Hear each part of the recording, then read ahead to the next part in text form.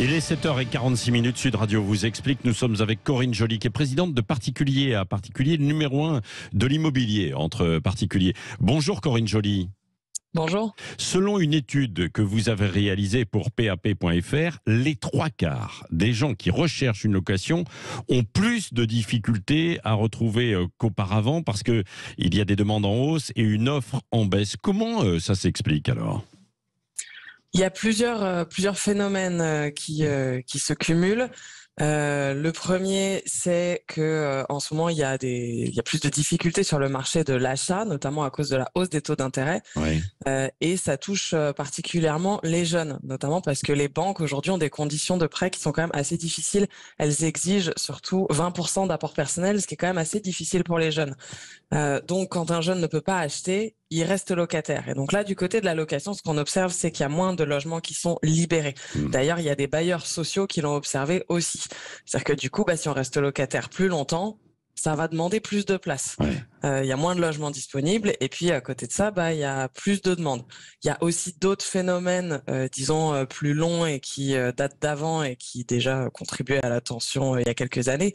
C'est dans certaines villes le départ de certains logements vers de la location touristique. Ça, c'est un phénomène qui ne s'arrange pas non plus. Donc tout ça contribue finalement. La location est un peu en étau. L'achat, il y a moins de locataires qui partent vers l'achat, il y a un peu plus de biens qui partent, soit qui restent mobilisés par les locataires, soit qui partent en location touristique. Du coup, les difficultés ne font que s'accentuer. Est-ce que c'est surtout le territoire où il y a des zones qui sont plus particulièrement touchées par cette tension pour trouver un logement ? C'est globalement tout le territoire, parce que la tension sur le marché de l'achat, elle concerne tout le territoire, elle est nationale, et que la partie location touristique aujourd'hui, c'est aussi un phénomène assez national. Alors évidemment, les métropoles sont particulièrement touchées, mais j'ai envie de dire ça fait un moment que c'est tendu dans les métropoles. Mais là, on se retrouve aussi avec des villes moyennes qui sont touchées, alors que normalement, dans les villes moyennes, le marché était quand même plus équilibré. Là, on sent quand même que ça se généralise à l'échelle nationale. Oui, bon, donc, et aussi, il y a peut-être une défaillance dans la construction. Peut-être qu'on ne construit pas suffisamment, il n'y a pas eu de mise en chantier suffisante ces dernières années. La construction, ça fait 20 ans qu'on dit qu'on construit pas assez. Et là, c'est vrai que c'est mal parti pour s'arranger, vu tous les problèmes qu'il y a il y a une pénurie de matériaux, il y a des problèmes d'approvisionnement. Donc en ce moment, la construction, ça tourne aussi un petit peu au ralenti. Donc c'est vrai qu'on cumule un ensemble de phénomènes et que tout finit par se concentrer quand même spécifiquement sur la location. Sur la location, c'est ça. Et qui est à la fin la solution pour bien ceux sûr. qui ne peuvent pas acheter. Est-ce qu'il y a aussi un lien avec les mises aux normes de logement pour l'isolation ? Vous savez qu'on parle de passoires thermiques, peut-être abusivement d'ailleurs pour certains logements, et que des propriétaires ne vont plus les mettre sur le marché. Alors, je sais que certains acteurs évoquent ce problème-là. Nous, c'est pas ce qu'on observe à ce stade, parce que c'est un peu tôt pour l'observer. Il y a en effet des lois qui vont tomber, qui sont très restrictives pour les propriétaires de passoires thermiques. Mais je pense que les propriétaires aujourd'hui sont un petit peu attentistes par rapport à ces lois, parce que les lois qui concernent l'écologie, il y a beaucoup d'annonces et il y a moins d'effets. Souvent, elles sont très souvent décalées.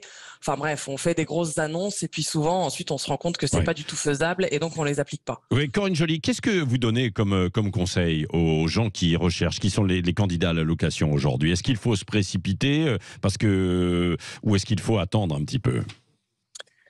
Alors, ce que je conseille à ceux qui cherchent une location, c'est de particulièrement préparer leur dossier, d'envoyer des messages. Nous, on voit passer des fois sur les annonces des messages qui sont très très brefs, du style bonjour, je suis intéressé, est-ce que votre logement est toujours disponible ? Ce qui est souvent le signe d'un locataire qui fatigue parce qu'il a déjà envoyé 100 messages. Ne faites pas ça. Envoyez toujours un message avec des informations complètes sur votre situation. Préparez vos pièces justificatives parce que les propriétaires vont traiter ça en priorité. Et puis potentiellement élargissez aussi un petit peu vos critères et notamment élargissez au vide. Il y a beaucoup de personnes qui cherchent que en location meublée, notamment chez les jeunes ou les étudiants, parce qu'ils n'ont pas de meubles. Élargissez à la location vide, ça concerne quand même pas mal de biens. Et puis aujourd'hui, en achetant d'occasion, c'est pas si cher de meubler son logement. En plus de ça, je rappelle que quand on loue en location vide, on a un dépôt de garantie qui ne vaut que 1 mois, alors qu'il vaut généralement 2 mois en meublé. Oui. Donc vous allez un peu gagner en trésorerie. Oui. Merci beaucoup pour ces conseils, Corinne Joly, présidente de Particulier. Et je rappelle qu'on vous retrouve chaque samedi matin dans Parlons Immo sur Sud Radio, évidemment, avec Marc Esrati. Merci d'avoir été avec nous ce matin pour ces conseils sur Sud Radio.